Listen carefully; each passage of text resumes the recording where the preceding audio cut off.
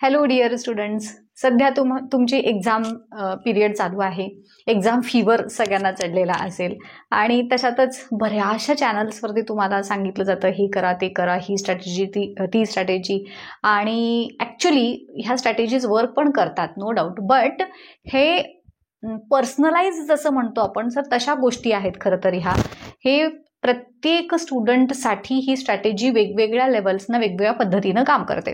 So तुम्हाला title आणि thumbnail बघून लक्षात आलं असेल की ही जे आता जे उरलेले 20 डेज आहेत असं आपण इमॅजिन धरून चालू, बिकॉज नंतर तर तुमचे बोर्डचे प्रॅक्टिकल एक्झाम्स वगैरे सुरू होतात. आत्ता ऑलरेडी तुमचे जे प्रिलिम्स आहेत त्या चालू आहेतच, त्यात काही प्रश्न नाही.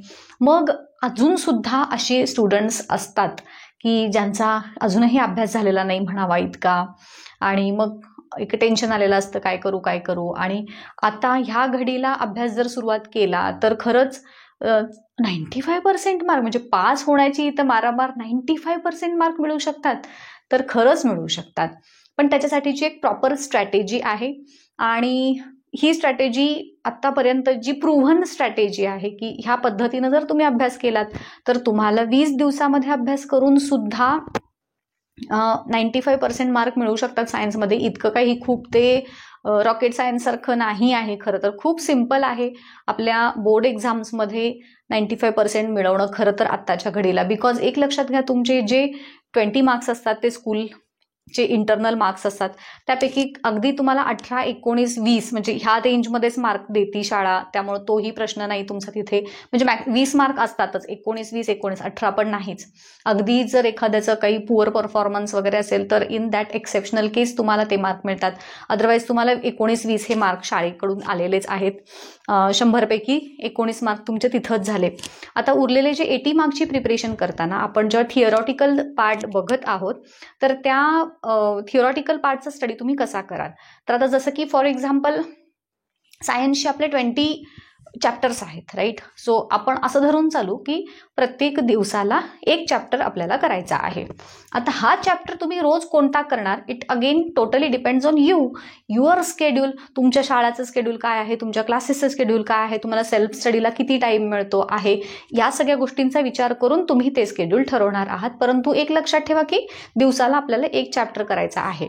आता हे एकदा तुमचं ठरल्यानंतर, मी जसं तुम्हाला ह्याच्या आधीच्या पण बऱ्याचशा व्हिडिओजमध्ये सांगितलेलं आहे की तुम्हाला अभ्यासाचं एक प्रॉपर टाइम टेबल बनवायचं आहे. आदल्या दिवशीच दुसऱ्या दिवशीचं टाइम टेबल, म्हणजे आदल्या दिवशी रात्री झोपताना उद्याच्या दिवसात कोणत्या कोणत्या वेळी मी काय काय करणार हे तुम्हाला आधीच ठरवायचं आहे. जसं मी तुम्हाला माझ्या मुलीचंही टाइम टेबल दाखवलेलं होतं की कशा पद्धतीनं पूर्ण दिवसभराचे तासावाईज प्लॅनिंग त्या टाइम टेबलमध्ये इन्क्लुडेड असतं. तर तितकं डिटेल प्लॅनिंग हे तुमच्याकडं असलं पाहिजे. ह्या डिटेल टाइम टेबल बनवण्याच्या किंवा ह्या डिटेल प्लॅनिंगचा फायदा असा होतो की आपल्याला अननेसेसरी टाइमपास हा कुठंच होत नाही. बिकॉज आपल्याला माहिती आहे की पुढच्या तासात मी काय करणार आहे, ह्याच्या पुढच्या तासात मी काय करणार आहे. सो वेस्टेज ऑफ टाईम हा टोटली अवॉइड होतो. नुसतं मनात नाही ठरवायचं आहे, ते लिहूनच काढायचं आहे. बिकॉज ठरवलेलं आणि लिहिलेलं, ह्याच्यामध्ये लिहिलेल्याचा इम्पॅक्ट हा तुमच्या सबकॉन्शियस माइंडवरती जास्त चांगल्या पद्धतीनं पडतो आणि ते टाइम टेबल तुम्ही जास्त चांगल्या पद्धतीनं फॉलो करू शकता. सो सगळ्यात पहिली गोष्ट म्हणजे ते करायचं आहे तुम्हाला. समजा तुम्ही आता उद्यापासूनच तयारी करत आहात, मग आता आज रात्री झोपताना तुम्ही एक चॅप्टर कोणताही ठरवून घ्या. आता उद्याचं तुमचं स्केड्यूल काय आहे, जे अनअवॉइडेबल गोष्टी आहेत जसं की शाळेत जर जावंच लागत असेल. मी बऱ्याच मुलांना सल्ला देते, आता शेवटचे काही दिवस आहेत, सो शाळांच्यामध्ये तुम्ही म्हणजे शाळेमध्ये नाही गेलं तरी सुद्धा चालू शकतंय. हा time is very crucial for your self studies, आणि जितका जास्त तुम्ही सेल्फ स्टडी कराल तितका तुम्हाला त्याचा फायदाच होणार आहे. सो जर गरज नसेल तर शाळेनं खरंच जाऊ नका. सिक लिव्ह घ्या, पेरेंट्सना सांगायला सांगा, टीचर्सना, आणि काहीही तुम्ही हे करू शकता. सो जर कंपल्सरी नसेल तर, कंपल्सरी असेल तर मग त्याला काही ऑप्शन नाही. तर ते तुम्ही ठरवा. उद्याचं तुमचं स्केड्यूल काय आहे ते आधी बघून घ्या. मग त्या अकॉर्डिंगली तुम्हाला दिवसभरातला किती वेळ मिळणार आहे फॉर सेल्फ स्टडी हे पहिल्यांदा ठरवून घ्या, आणि मग तुम्ही त्या अकॉर्डिंगली एक चॅप्टर.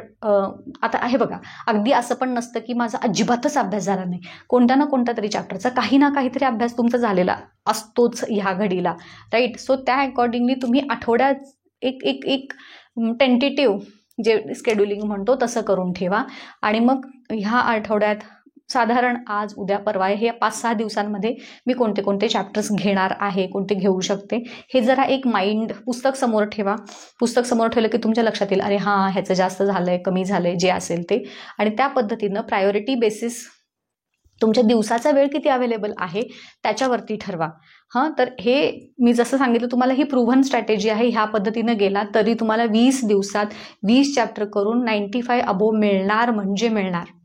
ह्यात म्हणजे काही वादच नाहीये. ठीक आहे, पण ह्या पद्धतीनं मात्र तुम्हाला स्ट्रिक्टली जावं लागेल. वर्षभर जे झालं ते झालं.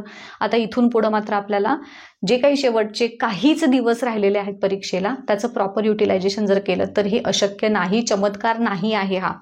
हे होतं आणि प्रॉपर होतं.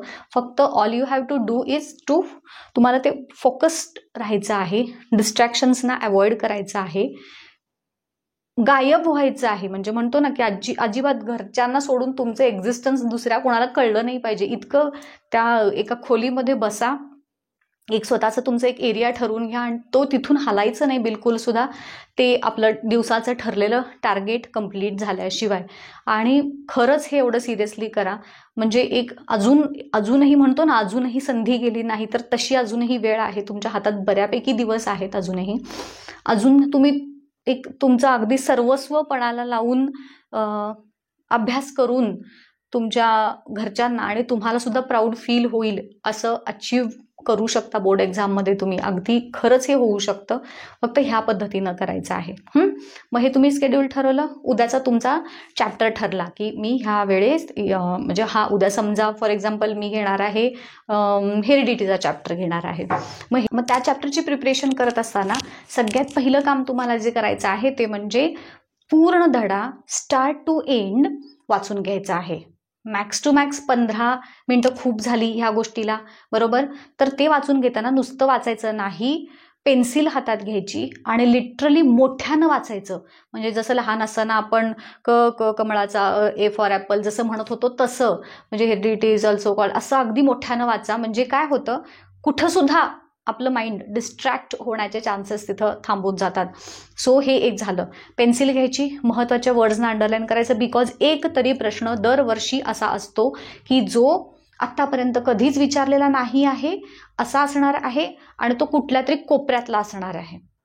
आपल्याला त्या प्रश्नाची प्रिपरेशन करायची असलं तर तुम्हाला हे पुस्तकाचं थरोली नॉलेज रीडिंग हे प्रॉपरली झालं पाहिजे. सो पहिलं तुमचं काम ते झालं. दुसरं काम हे 15 म्हणजे खूप झाले खरं तर, पण 15 मिनिटं आपण धरून चालू.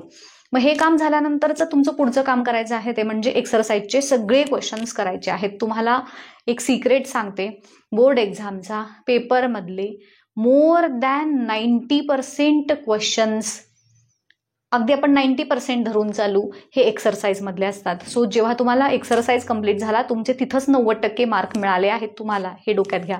प्रत्येक धड्यावरचे एक्सरसाइजचे क्वेश्चन्स तुम्हाला कंपल्सरी लर्न करायचे आहेत, लर्नच करायचे आहेत. आता लर्न करत असताना तिथं वेळ मॅक्सिमम तुमचा कसा वाचेल, तर सगळ्यात आधी तुम्हाला काय करायचं आहे, म्हणजे छोटे छोटे क्वेश्चन्स तर असे होऊन जातात.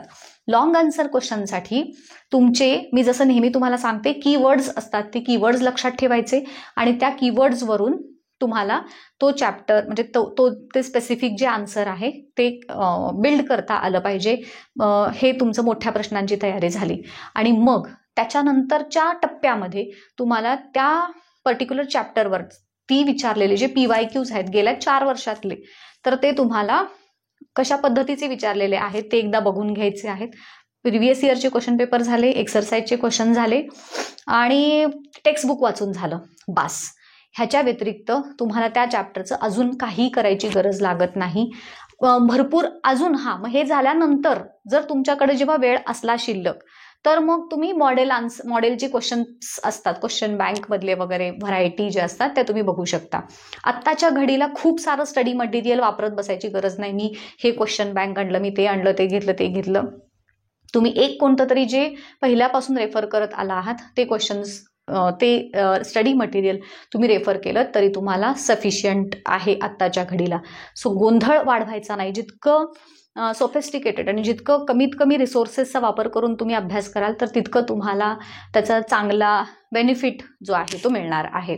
सो हे झालं. मग अशाच पद्धतीनं दररोजचा तुमचं स्टडीचं शेड्यूल ठरवा. हे झाल्यानंतर काही क्वेश्चन्सचा जर असा पार्ट राहिला असेल की जो आपल्याला येत नाही आहे किंवा एखाद्या क्वेश्चनचा आन्सर मला सांगता येत नाही आहे, तर मग त्या क्वेश्चनची थिअरी व्हिडिओच्या द्वारे किंवा तुमच्या टीचर्सना विचारून ती कंप्लीट करून घ्या. म्हणजे जोपर्यंत तो विषय आपल्याला समजत नाही तोपर्यंत त्याचे आन्सर्स हे आपल्याला लिहिता येणार नाही आहेत हे समजून घ्या. रट्टा मारायचं इथं अजूनही काम नाही आहे. रट्टा मारणं ही मेथड टोटली चुकीची आहे. आत्ता जर तुम्हाला असं वाटत असेल की मी रट्टा मारून करेन, तर नाही, it is not going to work. एक शब्द जरी विसरला तरी तुम्हाला पूर्ण आन्सर तुमचं हे त्याच्या आन्सरच्या तुमच्या प्रेझेंटेशनवरती निगेटिव्ह इम्पॅक्ट त्याचा होऊ शकतो. त्यामुळं जो कोणता पॉईंट तुम्हाला समजलेला नाही आहे तो आधी आयदर व्हिडिओ बघून करून घ्या किंवा तुमच्या टीचर्सना विचारून कंप्लीट करून घ्या. त्याआधी कंप्लीट करून घ्यायचा. तो प्रत्येक चॅप्टरमधला काही ना काहीतरी असा असेल तो आधी शिकून घ्या. मग हे सगळे स्टेप झाले. म्हणजे सगळ्यात आधी तुम्हाला काय करायचं आहे, पुस्तक वाचून घ्यायचं आहे. मग तुम्हाला असं वाटलं की ह्यातला कुठला पार्ट येत नाही आहे, त्याचा व्हिडिओ बघायचा आहे. व्हिडिओ बघून झाला, तो पार्ट क्लिअर झाला की मग एक्सरसाइजचे क्वेश्चन आन्सर सॉल्व्ह करायला घ्यायचे. ते झाले की PYQs घ्यायचे आणि त्यातनं जर वेळ मिळाला तर मग तुम्ही एक्स्ट्राचे क्वेश्चन आन्सर सोडवू शकता. So this is your road map की ज्या पद्धतीनं तुम्ही चांगला अभ्यास अजूनही करू शकता आणि तुम्हाला चांगला स्कोर नक्कीच करता येईल. सायन्सच्या बाबतीत मी सांगते हाच सेम पॅटर्न तुम्ही बाकीच्या विषयांच्या बाबतीतही वापरू शकता. नुसतं सायन्सच नाही तर this is applicable to each and every other subject also. So चला लागा कामाला. कसा वाटला व्हिडिओ मला नक्की कळवा. इथेच थांबूयात. All the best. थँक्यू.